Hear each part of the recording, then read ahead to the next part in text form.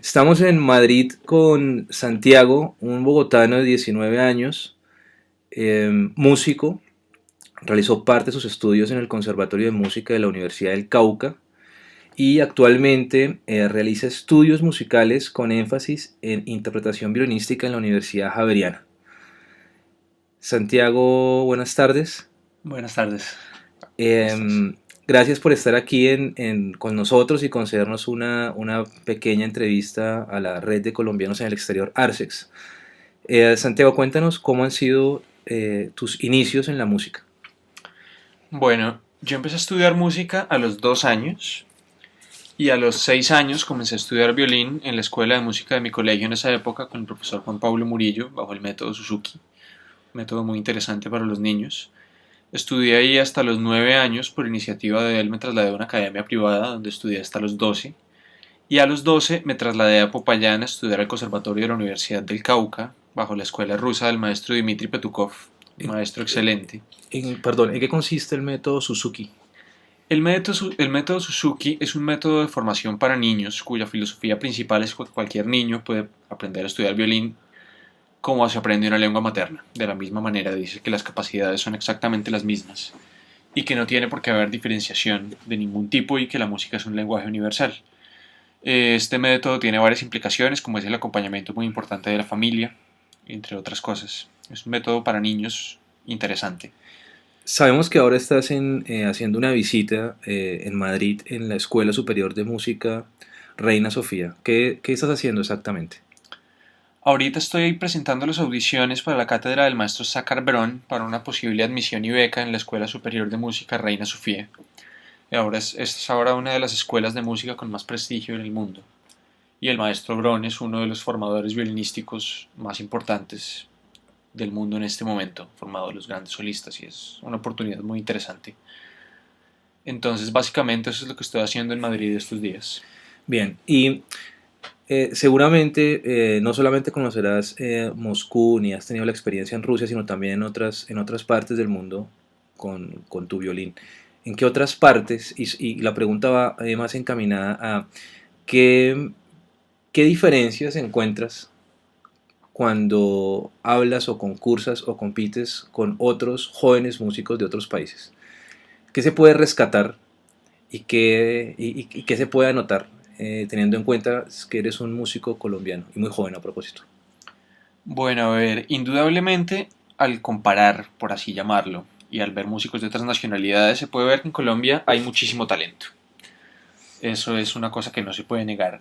En Colombia lo que pasa es que me parece que el talento no ha sabido formarse de la forma correcta. Así como no existe el apoyo por parte de ninguna de las instituciones, tanto públicas como privadas, para ayudar a desarrollar lo que podría ser el potencial musical de Colombia en niños y jóvenes. Ujú. Me parece que principalmente esta podría ser la diferencia en cuanto a otros músicos de otras nacionalidades.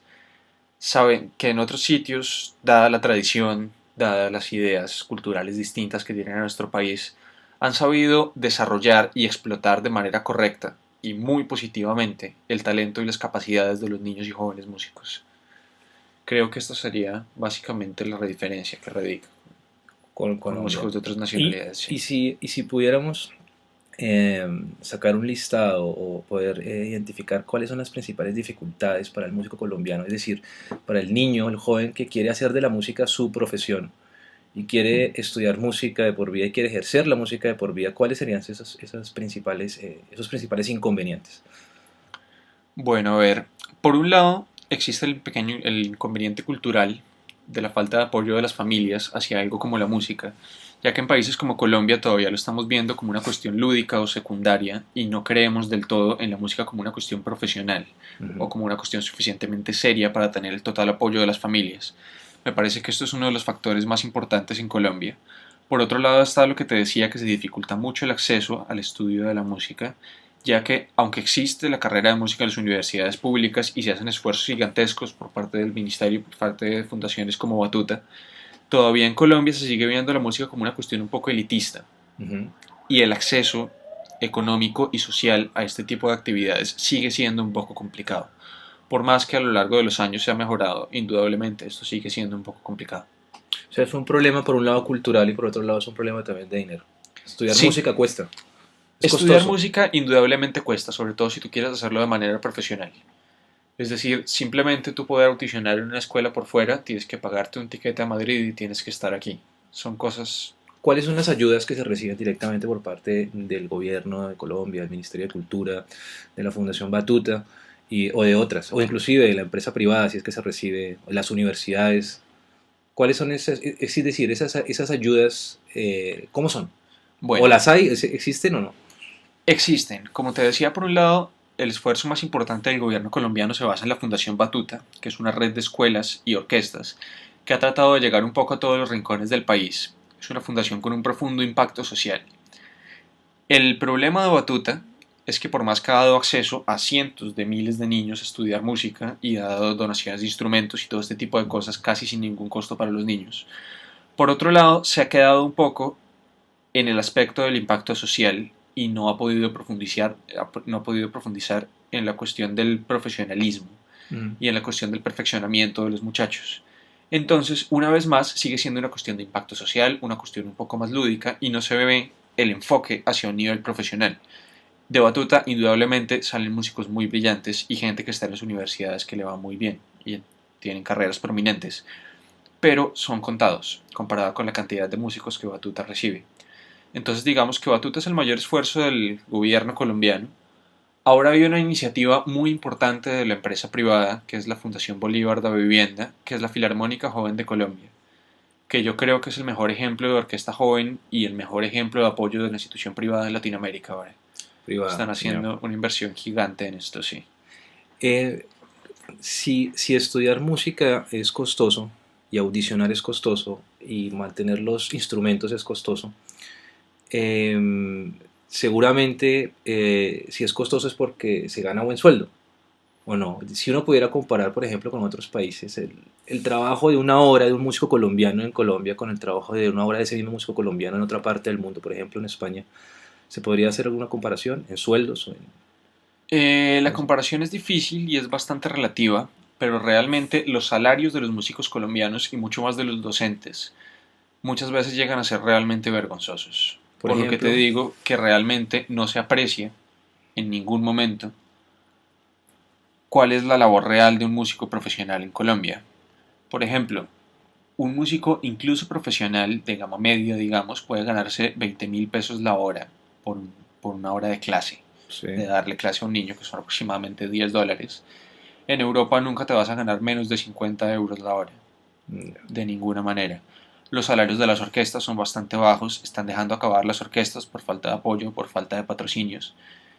Al igual que en muchas cosas en Colombia, la corrupción también toca estos presupuestos, entonces cada vez recortan más, cada vez hay más problemas al respecto.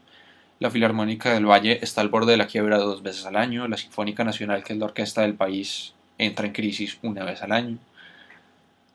Existen como la Filarmónica de Bogotá que tienen el apoyo de las empresas privadas, pero tampoco han podido crecer demasiado. bien.